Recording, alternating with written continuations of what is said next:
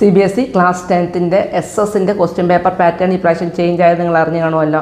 പണ്ടത്തെ പോലെയല്ല, ഇപ്പം സെക്ഷൻ ABCD സെപ്പറേറ്റ് ആണ്, history separate, geography, then political science, economics, ഇങ്ങനെ സെപ്പറേറ്റ് ആയിട്ടാണുള്ളത്.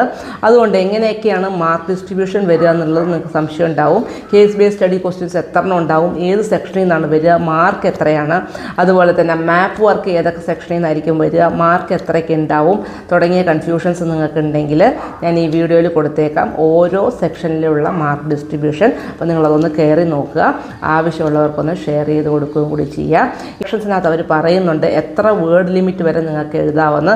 അത് നോക്കിയിട്ട് നിങ്ങൾ എക്സാം എഴുതണം കേട്ടോ, അല്ലെങ്കിൽ നിങ്ങളുടെ ടൈം ഒരുപാട് വേസ്റ്റ് ആവും, മാർക്ക് കിട്ടുകയില്ല. താങ്ക്